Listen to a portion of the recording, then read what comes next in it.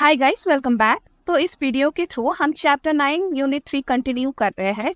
हमने यूनिट 3 का part 1 already record कर लिया है और आज हम पार्ट 2 कर रहे हैं। जहाँ पे हमने एंड किया था वहीं से आज हम कंटिन्यू कर रहे हैं। तो चलिए स्टार्ट करते हैं। ओके, तो देखिए पिछली वीडियो में हमने WTO को जस्ट इंट्रोड्यूस ही किया था, राइट। हमने देखा था कि कैसे WTO ने एंड में गैट को रिप्लेस कर दिया था in the Uruguay round of negotiation. अब आज हम क्या करेंगे, हम WTO के बारे में थोड़ा सा डिटेल में पढ़ेंगे कि ये बॉडी आखिर है क्या, ये क्या क्या करती है, इसके ऑब्जेक्टिव क्या है एंड इसके प्रिंसिपल्स क्या है। ठीक है, तो चलिए स्टार्ट करते हैं। The world trade organisation WTO is the sole global body regulating trade rules between nations. तो WTO क्या है?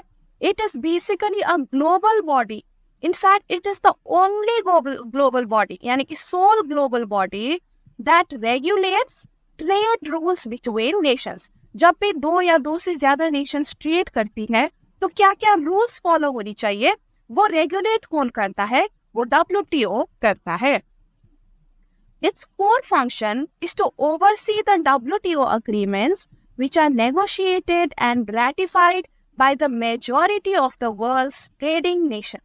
तो इसका मेन फंक्शन, कोर फंक्शन क्या है कि जितने भी WTO में अग्रीमेंट्स साइन हुए, ठीक है, ये अग्रीमेंट्स ऑब्वियसली ट्रेड के रिलेटेड अग्रीमेंट्स ही होते हैं, तो ये अग्रीमेंट्स जो है वो ट्रेडिंग नेशंस फॉलो करे। तो ये ओवरसी करने का काम किसका है? WTO का है। अब देखिए ये अग्रीमेंट्स कैसे फॉर्म होती है? बाय नेगोशिएशन, ठीक है, और नेगोशिएशन के लिए प्लेटफॉर्म भी कौन प्रोवाइड करता है? वो भी WTO ही प्रोवाइड करता है। WTO में ही जाके जो देश के लीडर्स होते हैं, जो वेरियस नेशंस के लीडर्स होते हैं, वो नेगोशिएट करते हैं, राइट। फिर अग्रीमेंट बनता है एंड वो अग्रीमेंट रैटिफाई भी होता है बाय ईच मेंबर नेशन। अब रैटिफाई का क्या मतलब होता है कि जो भी अग्रीमेंट साइन हुआ है, WTO अग्रीमेंट, वो ईच नेशन अपने कंट्री के जो नेशनल लॉज है उसमें भी इंटीग्रेट कर देता है। तो इस ऐसा करने से क्या होता है कि नेशनल लॉ और WTO अग्रीमेंट्स में कॉन्फ्लिक्ट नहीं आएगा, ठीक है। उसको कहते हैं रैटिफाई करना, ठीक है। जब कोई भी अग्रीमेंट आप रैटिफाई करते हो ना, तो वो अग्रीमेंट उस नेशन के लिए अब लीगली बाइंडिंग हो जाता है, तो वो नेशन को वो अग्रीमेंट फॉलो करना ही पड़ता है, ठीक है। देखिए जब हमने गैट की कमजोरी पड़ी थी पिछली वीडियो में, तो हमने कहा था कि गैट जो है वो लीगली बाइंडिंग नहीं होता था नेशन पे, राइट। लेकिन WTO के केस में ऐसा नहीं है। जो भी WTO के अग्रीमेंट्स होते हैं ना, वो लीगली बाइंडिंग होता है नेशन में, क्योंकि वो रैटिफाई करता है ईच नेशन, ठीक है। रैटिफाई मतलब इंटीग्रेट करना अपने नेशनल लॉज में। तो रैटिफाई करने के बाद अब आप WTO अग्रीमेंट से मुकर नहीं सकते। जिसने भी साइन किया है उसे ये अग्रीमेंट फॉलो करना ही पड़ेगा। तो देखिए WTO अग्रीमेंट्स का जो वजूद है वो काफी ज्यादा हो जाता है इस वजह से। Okay, the primary goal of the WTO is to facilitate international trade that is smooth, free, fair and predictable. तो WTO का गोल क्या है कि जो इंटरनेशनल ट्रेड है बिटवीन नेशंस वो स्मूथ हो, फ्री हो, फेयर हो एंड प्रेडिक्टेबल हो। प्रेडिक्टेबल हो इसका ये मतलब है कि किसी को भी अननेसेसरी शॉक या सरप्राइज ना मिले व्हाइल कंडक्टिंग ट्रेड। किसी को भी, देखिए अब शॉक या सरप्राइज कैसे मिलता है कि किसी पर्टिकुलर नेशन ने बहुत ज्यादा टैक्स लगा दिया, सडनली टैक्स इंक्रीज कर दिया या सडनली रेस्ट्रिक्शन लगा दिया सर्टेन गुड्स के इंपोर्ट एक्सपोर्ट में। तो ऐसा नहीं होना चाहिए, क्योंकि ऐसा करने से दूसरी पार्टी को नुकसान होता है, राइट। तो वो सब चीजों से बचाने के लिए एंड ट्रेड को प्रेडिक्टेबल बनाने के लिए ये भी एक गोल होता है WTO का। ओके, तो यहाँ पे आप WTO के लोगो भी देख सकते हैं, ठीक है। कुछ इस तरह का आपको WTO का लोगो दिखेगा। अब मूव ऑन करते हैं to the key objective of WTO। WTO के मेन ऑब्जेक्टिव्स क्या क्या है? देखिए पहले तो आता है to set and enforce rules for international trade. International trade के लिए रूल्स बनाना और उस रूल्स को इन्फोर्स करना, ठीक है। सेकेंड में आता है provide a platform for negotiating and monitoring trade liberalisation. देखिए ट्रेड को लिबरल कर, पहले तो इंटरनेशनल ट्रेड को लिबरल करने में WTO हेल्प करता है। लिबरल करने का मतलब होता है कि इजी बनाना इंटरनेशनल ट्रेड को, रेस्ट्रिक्शन कम करना, ठीक है। और इसके लिए क्या क्या देखो, कोई भी अगर आपको ट्रेड लिबरलाइज करना है तो दो देश के बीच में बातचीत होनी चाहिए, नेगोशिएशन होनी चाहिए, राइट। तो वो नेगोशिएशन के लिए प्लेटफॉर्म भी कौन प्रोवाइड करता है?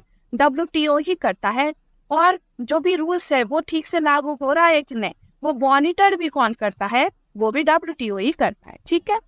तो resolve trade dispute among member Nations. देखिए, चाहे आप रूल बनाओ एंड रूल इन्फोर्स भी करो, स्टिल कभी कभार दो नेशन के बीच में डिस्प्यूट्स आ सकते हैं, या राइट, दो या दो से ज्यादा नेशंस के बीच में डिस्प्यूट्स कभी कभार आ सकता है। तो वो डिस्प्यूट रिजॉल्व करने के लिए अगेन प्लेटफॉर्म कौन प्रोवाइड करता है? वो भी WTO ही करता है। तो increase transparency in decision making process.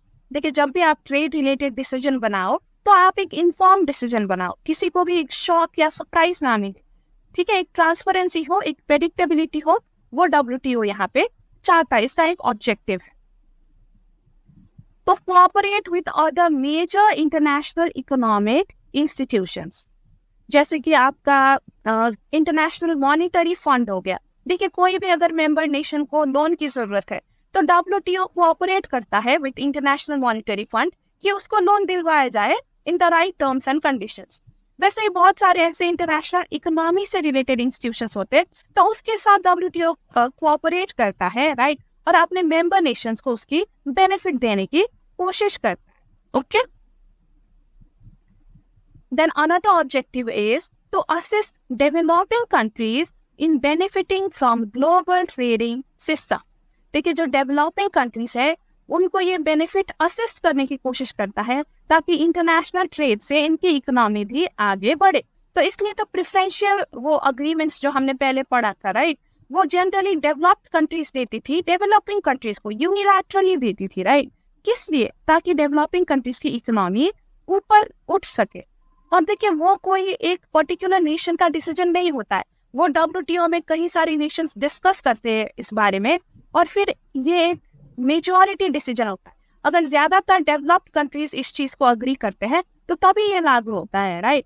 तो WTO की वजह से क्या होता है कि एक डेवलप्ड कंट्रीज पे एक रिस्पॉन्सिबिलिटी भी दिया जाता है कि आप डेवलपिंग कंट्रीज की मदद करो, कोई भी अनफेयर एडवांटेज ना उठाओ डेवलपिंग कंट्रीज की, ठीक है।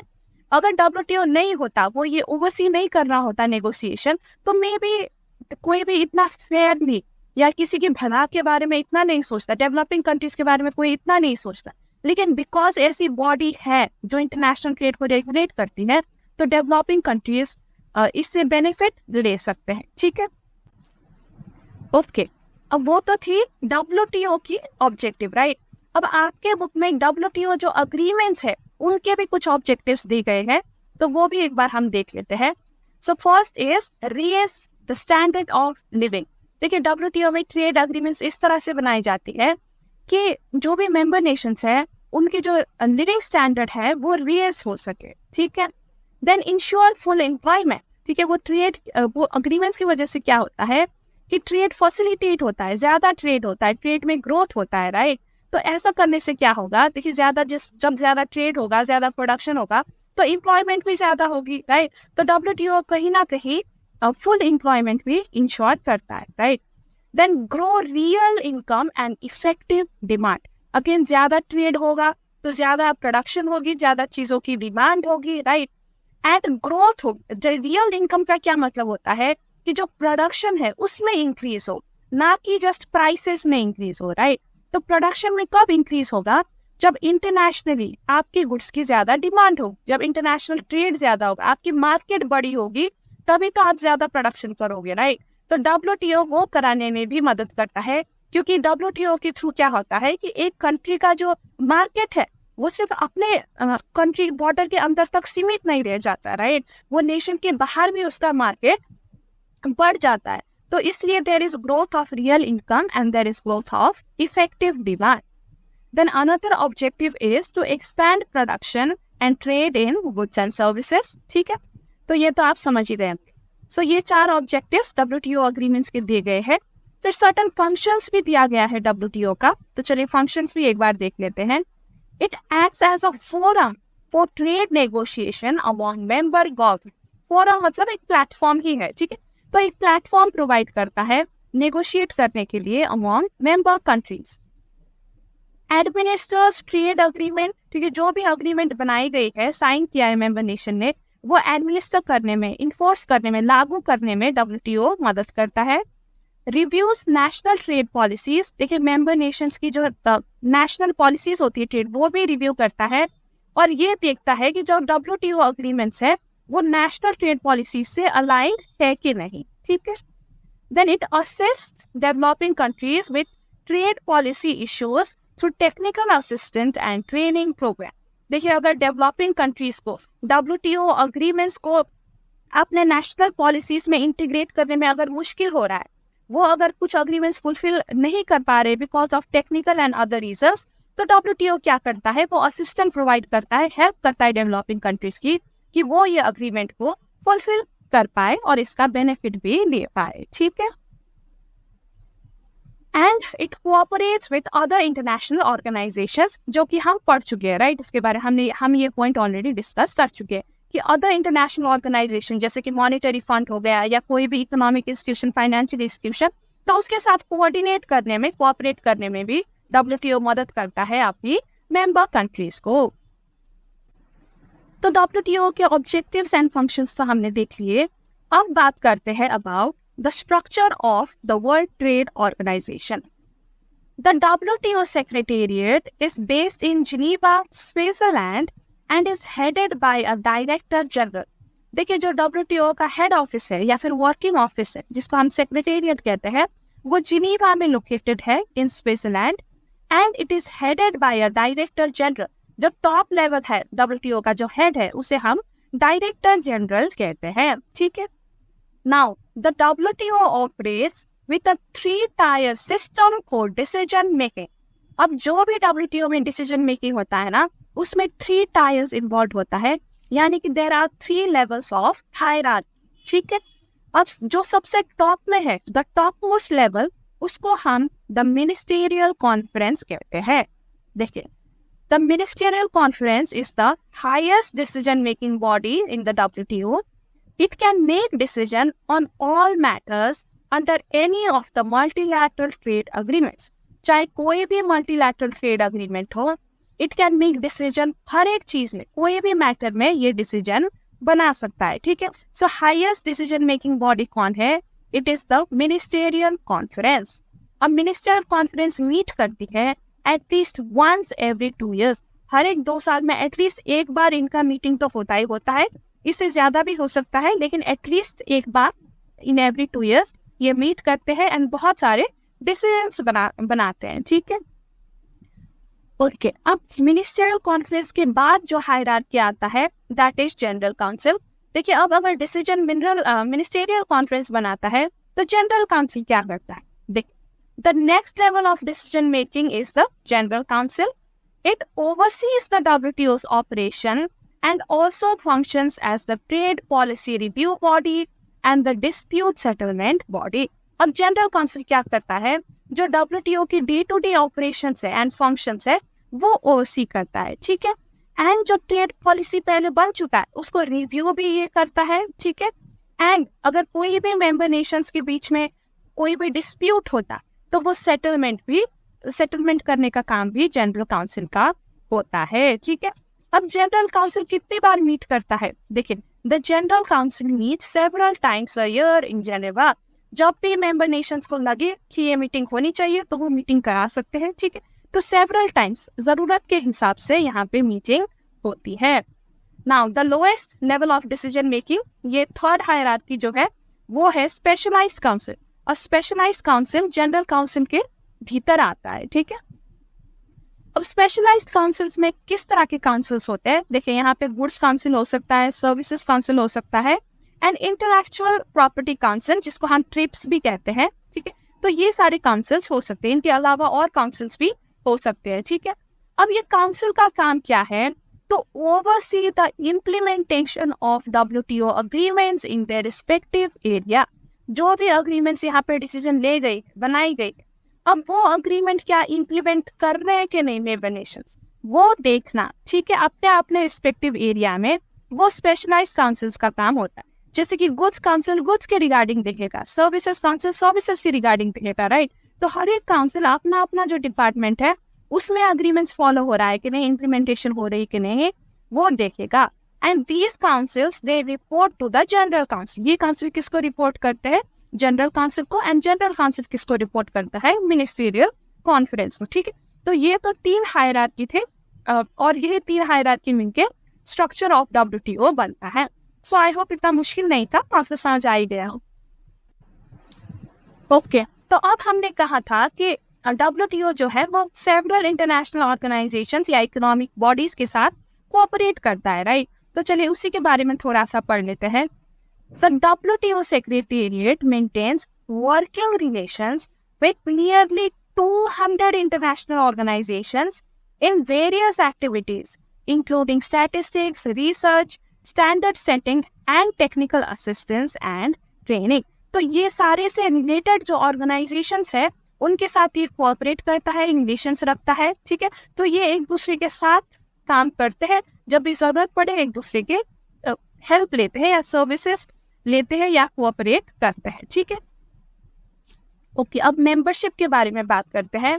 How many countries are a member of WTO? देखिए, current membership, the WTO currently has 164 members with 117 being developing countries और separate custom territories। देखिए टोटल में कितने मेंबर्स हैं? 164, और इनमें से जो 117 है वो डेवलपिंग नेशंस है या फिर डेवलपिंग कस्टम टेरिटरीज है। ओके, मेंबरशिप नेगोशिएशन, अब इसके अलावा 164 के अलावा around 24 other countries are in the process of negotiating membership. अभी उनका नेगोशिएशन ही चल रहा है, जब कंक्लूजन में आ जाएगा नेगोशिएशन तो वो भी फिर मेंबर बन जाएंगे। ठीक है, agreement ratification, all members have ratified the WTO's agreement in their respective parliament। तो जो भी ये 164 मेंबर्स है उन्होंने अपने अपने पार्लियामेंट में WTO के जो अग्रीमेंट है उसको रैटिफाई कर दिया। रैटिफाई का मतलब अभी अभी हमने डिस्कस किया था कि अपने जो नेशनल लॉज है, ठीक है, उसके साथ अलाइन कर लेना WTO के अग्रीमेंट्स को, उसको हम कहते हैं रैटिफाई करना। रैटिफाई करने के बाद वो अग्रीमेंट्स लीगली बाइंडिंग हो जाता है नेशन के लिए, फिर नेशन को वो फॉलो ही करना पड़ता है, फॉलो करना ही पड़ता है बाय लॉ। ओके ओके, तो अब हमने स्ट्रक्चर एंड मेंबरशिप भी पढ़ लिया। अब आते हैं the most important topic of this chapter, the guiding principle of the world trade organisation. ऐसे कौन कौन से प्रिंसिपल्स है WTO के जो सारे मेंबर नेशंस को फॉलो करने पड़ते हैं while trading with each other? देखिए, right from its inception, the WTO has been given by a number of fundamental principles which are the foundations of the multilateral trading system. Following are the major guiding principles. तो चलिए major guiding principles को देख लेते हैं। First is trade without discrimination, और इसके अंतर्गत 2 important principles आते हैं। First is the most favored nation and second is the national treatment। तो ये दोनों ही आते हैं ट्रेड विदाउट डिस्क्रिमिनेशन के अंतर्गत। अब इसके अलावा another fundamental principle is free trade, then comes predictability and then there is promoting fair competition. तो देखिए ये सारे गाइडिंग प्रिंसिपल्स है। अब इन सब के बारे में हम एक एक करके थोड़ा सा डिटेल में पढ़ेंगे, इनको अच्छे से समझेंगे। ठीक है, so we will start with most favoured nation first. Okay sorry, एक और है, देखिए the last one is encouraging development and economic reform. ठीक है, तो चलिए मोस्ट फेवर्ड नेशन से अब स्टार्ट करते हैं। Okay, so the first principle is the most favoured nation principle. देखिए ये प्रिंसिपल क्या कहता है कि हर एक मेंबर कंट्री को, every member country of the world trade organisation should treat other members equally. बाकी सारे जो मेंबर कंट्रीज है ना उनको इक्वली ट्रीट करना पड़ेगा। आप किसी भी एक पर्टिकुलर मेंबर को ज्यादा फेवर नहीं कर सकते और किसी को कम फेवर भी नहीं कर सकते। आपको सबको इक्वली ही ट्रीट करना पड़ेगा while trading with each other। Okay, so ये प्रिंसिपल का मेन मोटो है ट्रीटिंग एवरीवन इक्वली। देखिए what it means, what does the principle mean? Countries in the WTO can't favor one trading partner over others। किसी एक particular country को आप favour नहीं कर सकते, आपको सबको इक्वली ट्रीट करके चलना पड़ेगा। If a country offers a lower tariff to one nation, it must offer the same to all WTO members। ठीक है, अगर आप टैरिफ लोअर कर रहे हो तो आप ऐसा नहीं कह सकते कि मैं सिर्फ ये पर्टिकुलर कंट्री के लिए ही लोअर करूँ, नहीं, ऐसा नहीं कह सकते। लोअर करोगे तो सबके लिए करो, हायर भी करोगे तो सबके लिए करो, सबको आप इक्वली ट्रीट करो, ठीक है। Why it matters? ये रूल क्यों जरूरी है, ये प्रिंसिपल क्यों जरूरी है? क्योंकि this rule helps ensure fair treatment and equal opportunity for all countries in the world, ठीक है। बहुत सिंपल है, ताकि सबको एक फेयर ट्रीटमेंट मिले एंड सबको इक्वल अपॉर्चुनिटी मिले अपना ट्रेड इंक्रीज करने का। अब एक्सेप्शंस, देखिए अब हमने ये तो कह दिया कि सबको इक्वली फेवर करना पड़ेगा, लेकिन कई कबार एक्सेप्शंस भी प्रोवाइड किया जा सकता है, जैसे कि there are a few situations where this rule doesn't apply, such as free trade agreements और special terms for developing countries. देखिए अगर कोई एक डेवलप्ड कंट्री है, ठीक है, सर्टन कंट्रीज WTO में डेवलपिंग है, सर्टन डेवलप्ड है, राइट। अगर डेवलप्ड कंट्रीज डेवलपिंग कंट्रीज को सर्टन फेवरेबल टर्म्स देना चाहे तो वो अलाउड है, क्योंकि देखिए यहाँ पे कोई डिस्क्रिमिनेटरी इंटेंशन के साथ नहीं किया जा रहा है, राइट। यहाँ पे इसलिए फेवर किया जा रहा है डेवलपिंग कंट्रीज को ताकि ये आगे बढ़ सके, ये भी अपना इकोनॉमी को बढ़ा सके।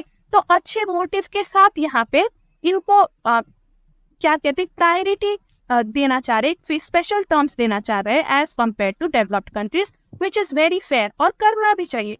आप डेवलप्ड और डेवलपिंग को इक्वली तो नहीं ट्रीट कर सकते, राइट। डेवलपिंग कंट्रीज को ऑब्वियसली आपको थोड़ा सा कंसेशन या स्पेशल ट्रीटमेंट देना पड़ेगा। तो इस केस में this is not unfair, this is not bad, ये गुड इंटेंशन के साथ करी गई है, तो इसलिए इस तरह के एक्सेप्शंस अलाउड है, ओके। सो देखिए मेन, ये प्रिंसिपल का मेन मोटो ये है कि सबको इक्वली ट्रीट करो, लेकिन अगर आप डेवलपिंग कंट्रीज को थोड़ा फेवर करना चाहते हो सो दैट इज अलाउड, वो एक एक्सेप्शन में आपको allowed, okay. Okay, now the second principle is the national treatment principle. अब ये प्रिंसिपल क्या कहता है कि एक बार आपने सपोज आपने गुड्स इंपोर्ट कर लिया, ठीक है। अब once you import the goods, और ये जो इंपोर्टेड गुड्स है ये आपके कंट्री के अंदर आ गए, तो आपको इसको समान ट्रीट करना पड़ेगा as compare to your domestic product. जो आपके देश के गुड्स है और जो इंपोर्टेड गुड्स है आपको उनको फिर बराबर ट्रीट करना पड़ेगा। आप इंपोर्टेड गुड्स के अगेंस्ट क्या कहते हैं, डिस्क्रिमिनेट नहीं कर सकते। एक बार आपके धरती में आ गए तो ये अब आपके ही हो गए, you have to treat it as your own, ठीक है। नेशनल ट्रीटमेंट आपको देना पड़ेगा। So equal treatment for foreigners and locals. So what it means, देखिए वंस फॉरेन गुड्स, सर्विसेज और intellectual property like patents enter a market, they should be treated same as local। जो आपके local goods है उसी तरह से आपको इनको ट्रीट करना पड़ेगा। आप इनको सौतेला ट्रीट नहीं कर सकते, जस्ट बिकॉज आपने इंपोर्ट किया है तो आप इसको सौतेला नहीं ट्रीट कर सकते, ठीक है। आपको सगा ही मानना पड़ेगा क्योंकि अब ये आपके धरती में आ चुके हैं। Why it matters, देखिए ये क्यों ऐसा प्रिंसिपल क्यों बनाया गया। This ensures that foreign products can compete fairly with local ones within a country।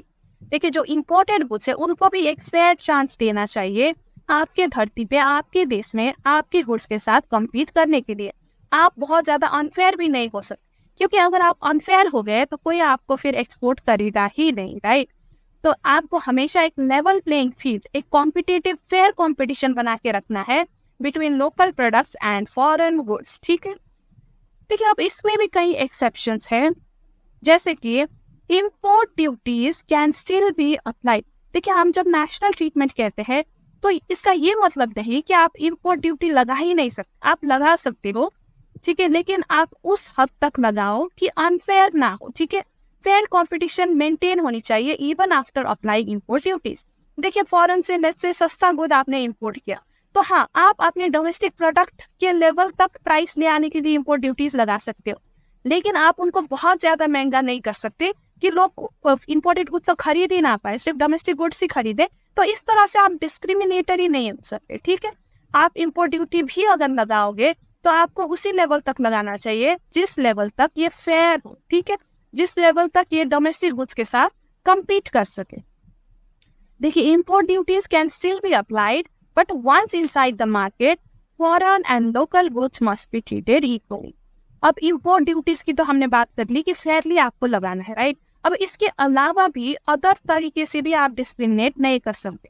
जैसे कि सपोज आप ज़्यादा प्रमोट ही ना करो फॉरेन गुड्स को, आप सिर्फ अपने जनता को इंकरेज करो सिर्फ डोमेस्टिक प्रोडक्ट्स ही खरीदने के लिए, या फिर आप फॉरेन गुड्स की नेगेटिव पब्लिसिटी करो, तो इस तरह से भी आप सौतेला ट्रीट नहीं कर सकते। देखिए, अगर आपने WTO के मेंबर कंट्री से कोई भी गुड्स इंपोर्ट किया है तो आपको भी उनको एक फेयर चांस देना चाहिए आपके मार्केट में कॉम्पीट करने के लिए, ठीक है। तो ये प्रिंसिपल आपको यही कहना चाह रहा है।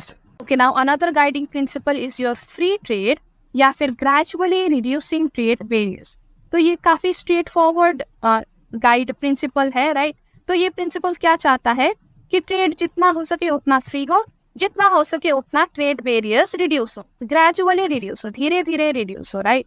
सो what it means lowering tariffs and other trade barriers like quotas through negotiation to promote trade। तो ये प्रिंसिपल बेसिकली चाहता है ट्रेड को प्रमोट करना by reducing tariffs and other non-tariff barriers। Why this principle matters? Because reducing these barriers make it easier and cheaper for countries to trade with each other। जितना हम barrier कम करें उतना ही trade करना easy हो जाता है, सामान का प्राइस भी कम हो जाता है, जो कस्टमर्स के लिए अल्टीमेटली फायदा होता है, ठीक है। सो इसलिए ये प्रिंसिपल इम्पोर्टेंट है। अब ये प्रिंसिपल में क्या किया जाता है ना, डेवलपिंग कंट्रीज के लिए थोड़ा सा फ्लेक्सिबिलिटी दिया जाता है। देखिए, they often get more time to implement changes recognizing their unique challenges. देखिए, जो भी WTO के अग्रीमेंट्स है, right, it is not necessary कि सारी मेंबर कंट्रीज इक्वली बेनिफिट करे, ये हमने पहले भी पढ़ा था, राइट। अग्रीमेंट को इम्प्लीमेंट करने में भी कई डेवलप्ड कंट्रीज जो है उनको काफी ईजी होता है, क्योंकि उनके पास रिसोर्सेज होते हैं, टेक्नोलॉजी होती है, कैपेसिटी होती है कि वो जल्दी से जल्दी ये अग्रीमेंट को इम्प्लीमेंट करे। लेकिन जो डेवलपिंग कंट्रीज हैं उनको टाइम लग सकता है, क्योंकि इनके पास ये ज्यादा वेल्थ नहीं होगा, ज्यादा रिसोर्सेज नहीं होता है, राइट। तो इनको यहाँ पे थोड़ा सा टाइम दिया जाता है to implement the agreements of WTO, ठीक है। तो फ्री ट्रेड या ट्रेड बैरियर यूज करने के लिए डेवलपिंग कंट्रीज को ऑफन ज्यादा टाइम दिया जाता है as compare to developed countries. यानी कि डेवलपिंग कंट्रीज काफी टाइम तक इंपोर्ट ड्यूटी चार्ज कर सकते हैं, क्योंकि देखिए उनको ऑब्वियसली आपने जो डोमेस्टिक इंडस्ट्री है उनको भी सपोर्ट करना है, राइट। वो नहीं चाहते कि अपनी डोमेस्टिक इंडस्ट्री भी बर्बाद हो जाए, और डेवलपिंग कंट्रीज के गवर्नमेंट को भी रेवेन्यू चाहिए होता है, revenue in the form of tariff, right. तो सडनली आप ये नहीं कह सकते कि आज से आप सारा फ्री कर, नहीं, ऐसा आप नहीं कह सकते, क्योंकि ऐसा करने से जो डेवलपिंग कंट्रीज है उसको हैवी नुकसान झेलना पड़ सकता है, राइट। देखिए, डेवलप्ड कंट्रीज तो फिर भी झेल लेगा क्योंकि वो अमीर है, उसके पास है पैसा, रिसोर्स, लेकिन डेवलपिंग कंट्रीज नहीं झेल सकते। तो इनको टाइम एंड फ्लेक्सिबिलिटी थोड़ा सा दिया जाता है। Okay, now the next guiding principal is predictability. Predictability का क्या मीनिंग होता है? It means to ensure stable and transparent trade policies। देखिए, WTO चाहता है कि जो ट्रेड इन्वायरमेंट हो वो स्टेबल हो as much as possible, trade policies जो है वो ट्रांसपेरेंट हो, यानी कि सारी कंट्रीज को अच्छे से पता हो कि क्या क्या पॉलिसीज है, ठीक है, और प्रेडिक्टेबल हो, किसी को भी एक शॉक या सरप्राइज ना मिले आगे जाके। देखिए, what it means, countries should commit to stable trade policies including capping tariffs at agreed level। देखिए, ट्रेड पॉलिसीज कब स्टेबल एंड कब प्रेडिक्टेबल होती है? जब आप एक हायर लिमिट को कैप कर दो, यानी कि फिक्स कर दो। जैसे कि मान लीजिए जो WTO के मेंबर्स है वो एक आपस में अग्रीमेंट करते हैं कि हम कितना भी टैरिफ इंक्रीज करें 30% से ऊपर कोई नहीं इंक्रीज करेगा। अगर आप ये अग्रीमेंट में डाल देते हो तो क्या होगा कि सारी कंट्रीज को एक सिक्योरिटी मिलेगी कि चलो कितना भी इंक्रीज हो मैक्सिमम 30 तक ही जा सकता है, इससे ऊपर तो नहीं जाएगा। तो ऐसे कंट्री आराम से फिर अपना ट्रेड प्लान कर सकते हैं, राइट। 30% तक का ये प्रोविजन बना सकते हैं और सबको 30% से ज्यादा किसी को भी नहीं बनाना पड़ेगा। तो इतनी तो स्टेबिलिटी आ जाएगी, राइट, इतनी प्रेडिक्टेबिलिटी आ जाएगी कि कुछ भी हो, वर्स्ट के सिनेरियो में भी हाईएस्ट सिर्फ 30% ही जाएगा।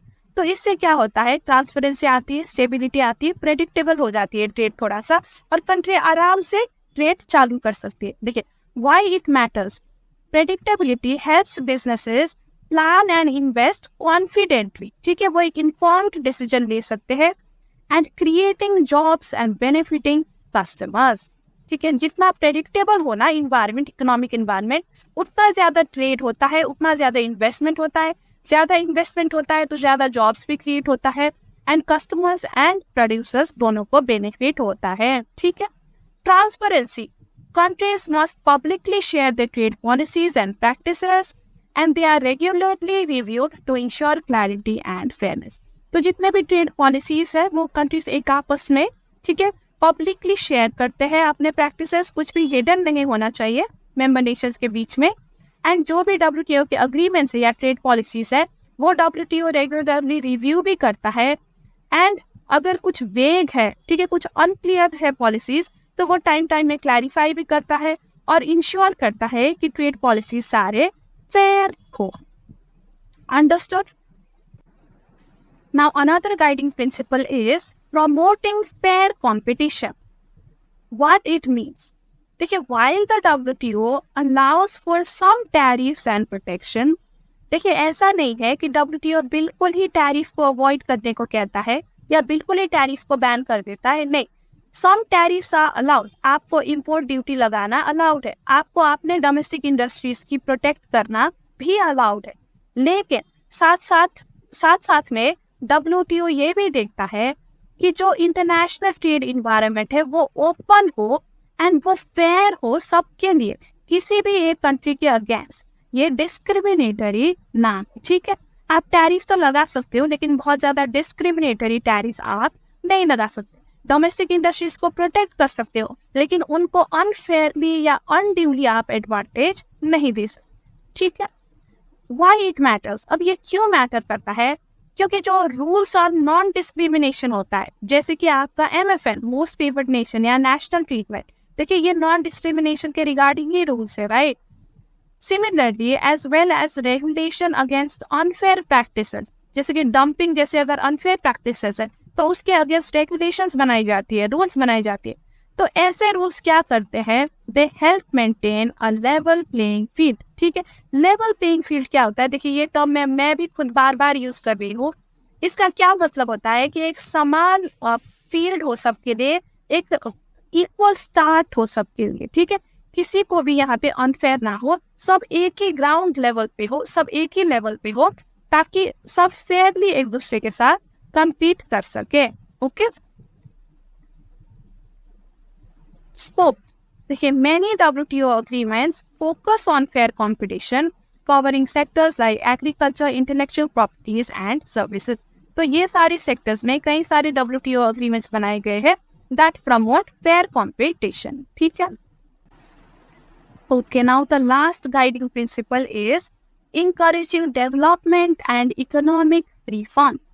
Now, what it means? The WTO supports the development of poorer nations and gives them more time to adjust to trade rules। जैसा कि हमने पहले भी डिस्कस किया है, जो पुअर कंट्रीज है या जो डेवलपिंग कंट्रीज है, ठीक है, उनको WTO ज्यादा टाइम देता है to adjust to trade rules. तो क्या ये डिस्क्रिमिनेट कर रहा है WTO? नहीं, देखिए हम इसको डिस्क्रिमिनेशन नहीं कह सकते क्योंकि डेवलप्ड एंड डेवलपिंग या फिर पुअर कंट्रीज में काफी फर्क होता है रिसोर्सेस में, कैपेबिलिटी में, राइट। तो देखिए फेयर का मतलब ये नहीं है कि आप सबको एक ही तरीके से ट्रीट करो। फेयर का ये मतलब है कि जिसकी जितनी कैपेसिटी है आप उनको उस हिसाब से उनके लिए रूल्स बनाओ, राइट। तो वो होता है एक्चुअल में फेयर। और WTO जो पुअर नेशंस है उनको सपोर्ट करता है। जो भी ट्रेड रूल्स बनाई जाती है इनके लिए थोड़ा सा लिबरल होता है, इनको ज्यादा टाइम भी दिया जाता है ट्रेड रूल्स के साथ एडजस्ट करने के लिए, ठीक है। अब ये क्यों मैटर करता है? देखिए this flexibility helps developing countries integrate into the global economy at their own pace. Developing countries अपने पेस में ग्लोबल इकोनॉमी के साथ इंटीग्रेट कर सकती है। इनको बहुत ज्यादा जल्दी नहीं कराया जाता, क्योंकि अगर आपने बहुत जल्दी इन पे इन्फोर्स कर दिया सर्टेन रूल्स तो ये वो मीट ही नहीं कर पाएंगे, फिर ये इकोनॉमिकली कोलैप्स हो जाएंगे, okay. Special assistance, developing countries receive special trade concessions and technical assistance to help them grow and meet WTO obligations. देखिए जो भी WTO के ट्रेड अग्रीमेंट्स या ट्रेड ऑब्लिगेशंस है वो फुलफिल करने में WTO हेल्प भी करता है डेवलपिंग कंट्रीज की। उनको स्पेशल कंसेशन प्रोवाइड किया जाता है या टेक्निकल असिस्टेंस भी प्रोवाइड किया जाता है। अब रीसेंट ट्रेंड्स में हमने क्या देखा कि देखिए डेवलप्ड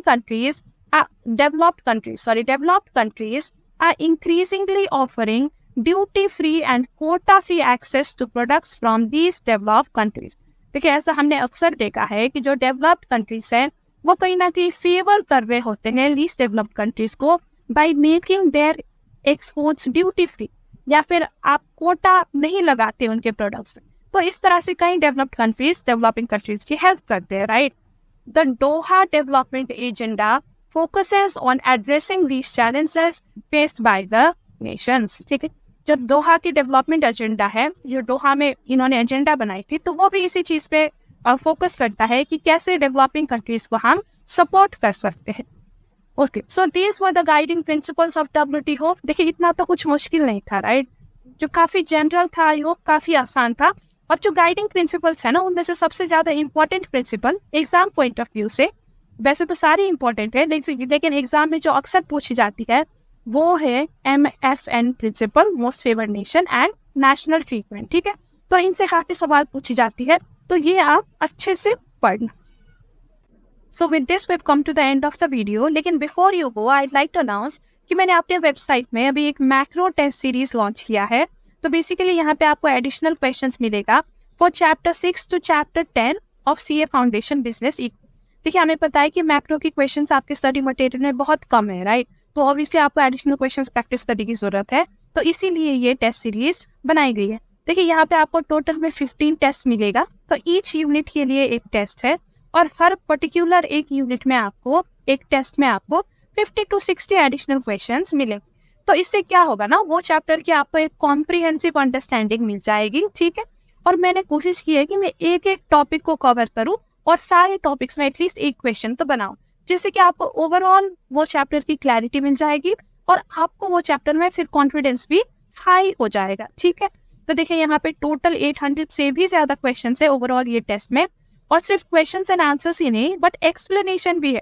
सारे क्वेश्चंस के यहाँ पे एक्सप्लेनेशन भी आपको मिलेगा, तो ये आपके लिए बहुत ही एक सेल्फ प्रैक्टिस के लिए बहुत ही यूजफुल होगा। आप सेल्फ सफिशिएंट हो जाओगे, खुद से प्रैक्टिस करोगे, राइट, और आंसर अगर आपका गलत हो गया तो खुद से एक्सप्लेनेशन भी पढ़ सकते हो। तो ये आपको ऑब्वियसली बहुत ज्यादा हेल्प करेगी सेल्फ स्टडी करने में। और देखिए अवेलेबल भी काफी नॉमिनल रेट में है, सिर्फ ₹99 में अवेलेबल है। देखिए क्वेश्चन आंसर प्लस एक्सप्लेनेशन सारे अवेलेबल है at just ₹99। So I hope आप इसका फायदा उठाओगे और आपने मैक्रो की जो कॉन्फिडेंस है या जो अंडरस्टैंडिंग है वो आप इंक्रीज करोगे, इम्प्रूव करोगे। ओके, सो गाइस आज का वीडियो हम यहीं तक रखते हैं। अब हम ये चैप्टर को पार्ट 3 में कंप्लीट करेंगे। वहाँ पे हम जो एक्चुअल अग्रीमेंट्स है WTO के, कुछ 15-16 अग्रीमेंट्स, हम उनको उनकी एक स्टडी रीडिंग करेंगे कि क्या क्या अग्रीमेंट्स है होते हैं WTO के। ठीक है, एंड जो लेटेस्ट WTO नेगोशिएशन है उसके बारे में भी हम थोड़ा सा चर्चा करेंगे, फिर ये चैप्टर हमारा खत्म हो जाएगा। तो अगर आपको ये वीडियो यूजफुल लगी हो, हेल्पफुल लगी हो, तो लाइक जरूर करिएगा, फ्रेंड्स के साथ भी शेयर करिएगा एंड चैनल को सब्सक्राइब करिएगा, क्योंकि we will be back with another video soon. तो मिलते हैं जल्दी, तब तक के लिए bye bye and take care.